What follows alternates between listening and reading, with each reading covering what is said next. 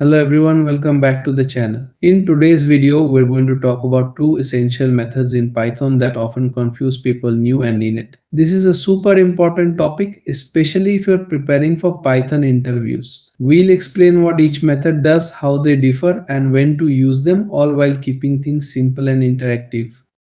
By the end of this video, you'll understand these methods clearly and know how to explain them in an interview setting. So let's dive right into it. Alright, let's dive into the difference between new and init in Python. These two methods play a crucial role when you're creating objects, but they handle very different parts of the process. Part 1, Introduction to new and init.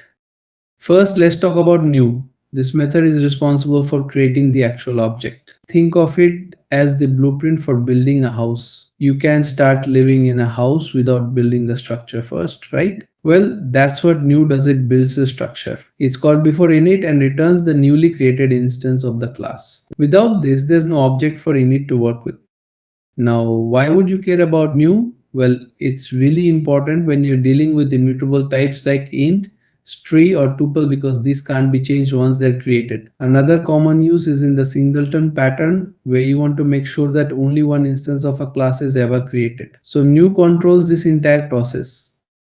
On the other hand, init comes in after the object is created. If new is like building the house, then init is like decorating the house, furnishing the rooms, putting up pictures and making it feel like home. It sets up the object by initializing the instance's attributes like setting up furniture in your new house. Init is where you typically define the object's initial state. For instance, if you have a class for managing user profiles, init is where you'd set up the user's name, email, and other details after the object has been created. This is the part of the process where the object is configured and made ready for use. Alright, let's take a look at an example to see how new and init work together. In this example, we have a class called myClass. When we create an instance of this class, both new and init are called, but each has a different role in the process of object creation and initialization. First, let's look at new. When you create an instance of a class, new is the first method that gets called. It's responsible for creating the object. In this case, we're overriding new and it prints underscore underscore new call to show that this method is executed first. Then super dot underscore underscore new class is called to actually create the new instance of the class, and this instance is returned by underscore underscore new. This step is like laying the foundation for the house. It sets up the object in memory but doesn't yet initialize its attributes. After underscore underscore new finishes its job of creating the object, underscore underscore init steps in to initialize the instance. This method is called right after underscore underscore new returns the newly created instance. In this example, underscore underscore init prints underscore underscore init call, and then it sets the name attribute of the object to the value Python. You can think of this as decorating the house after it's been built. Underscore underscore init is where the instance's attributes are configured and customized. In this case, it sets the name attribute to store the value Python. Now, when you check the name attribute of the object by printing object.name, the output is Python, which shows that underscore underscore init successfully initialized the object with the correct value. Part 2, Simple differences. Now we're going to take a closer look at the simple differences between new and init. These two methods are key players in the object creation and initialization process in Python, but they each have distinct roles and are called at different stages. Let's walk through their differences step by step to get a clear understanding of how they work together. Purpose new is the method responsible for creating and returning a new instance of a class. It's the first step in object creation. Without new, the object wouldn't exist in memory for further operations. Think of new as the blueprint that constructs the object. It handles the foundation. Once the object is created, init comes into play. Init is responsible for initializing the created object, meaning it sets the object's attributes and makes it reproduce. If new is the blueprint that builds the house, then init is like arranging the furniture and preparing the house to be lived in. Method type. New behaves more like a static method because it doesn't directly deal with modifying instance attributes. Its job is to return the newly created object. It doesn't operate on an instance of the class yet, it's focused purely on the creation process. On the other hand, init works like an instance method. Once the object is created, init modifies the instance by assigning values to its attributes. It's hands-on and deals directly with the object itself, making changes to it and preparing it for use. Invocation. The invocation order of these two methods is important. New is always called first when you create a new object. It's responsible for ensuring that the object is actually created and exists in memory. Without new, there would be no object for init to work on. Once new has successfully created the object, init is called afterwards. Init then takes over to configure the object's attributes and set it up for its intended purpose. In short, new creates and init initializes. Return value new must return a new instance of the class. This is crucial because if new doesn't return the instance, the object won't be created and init will never be called. It's like ordering a product but not receiving it. Without it, there's nothing to work with. In contrast, init doesn't need to return anything. Its job is simply to set up the instance that has already been created by new. It's responsible for the configuration but doesn't deal with return the object itself. Common usage: you rarely need to override new, as it's mostly used when working with immutable types like int, str, or tuple, where the object cannot be changed after it's created. It's also useful in cases like the singleton pattern, where you want to ensure that only one instance of the class is created in it. On the other hand, is commonly overridden. This is the method you'll usually use to define how an object is initialized, such as setting the object's initial values, configuring its state, and ensuring that it's ready to be used after creation. When to override? You should consider overriding new when you need custom control over how an object is created. This might be necessary in situations where you're dealing with immutable types or when implementing the singleton pattern where controlling object creation is key. On the other hand, init is typically overridden when you need to customize the initialization process, such as when you need to assign specific values to instance attributes or implement logic that runs every time an object is instantiated. Call order: the call order of these methods is very straightforward. New is always called first as it's responsible for creating the object. Without new, there wouldn't be an object for init to configure. Once new has successfully created the object, init is called to initialize the objects in the attributes. In other words, you can't configure or initialize something that doesn't exist, which is why new always comes first, followed by init. Part 3: hands-on examples for simple differences.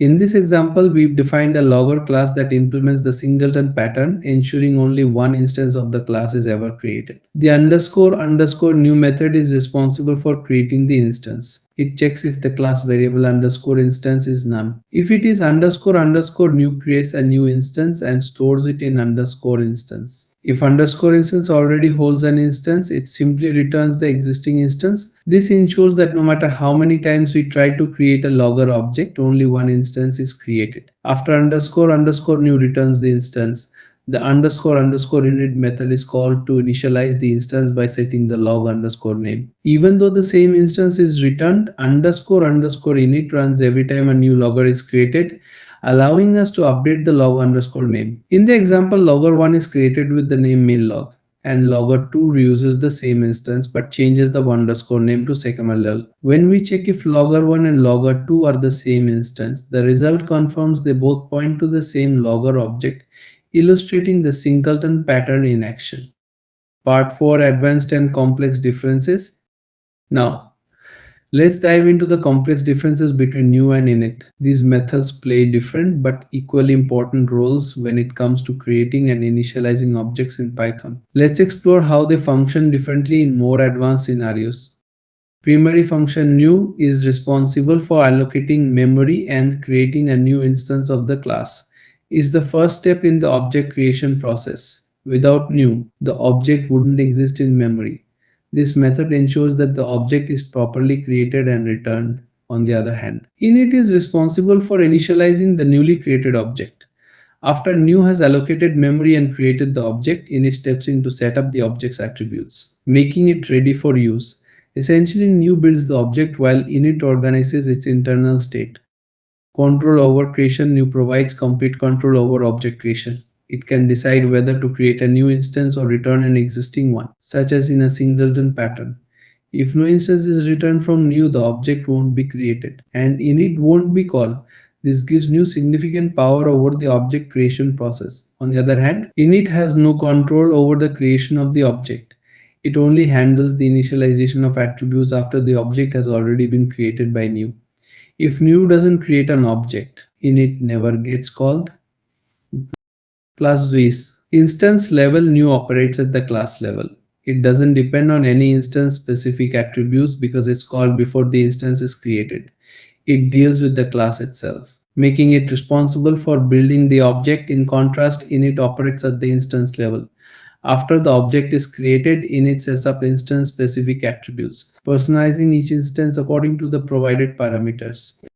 Memory handling. New can manipulate memory allocation and decide whether to create a new object or return an existing one.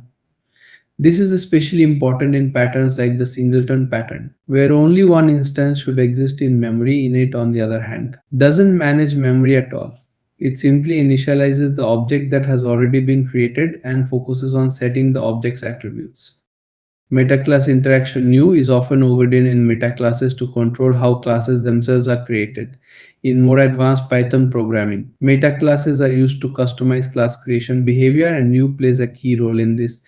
In contrast, init is rarely overridden in metaclasses because it operates at the instance level, focusing on individual objects rather than how classes are created. Handling of immutable objects. New is essential for creating immutable objects like int, str, and tuple, where the state cannot be modified after the object is created, because immutable objects can't be changed once they are created. New must ensure that the object is built correctly from the start. In contrast, init isn't suitable for immutable objects since it's used to set attributes after creation, which isn't possible with immutables. Return value requirement. New must return a new instance of the class, usually by calling super dot underscore underscore new class. If new doesn't return anything, the object won't be created and the process will halt. Init, however, cannot return anything. If it tries to return a value, it will raise an error as init is only meant for initializing the object, not for creating or returning it.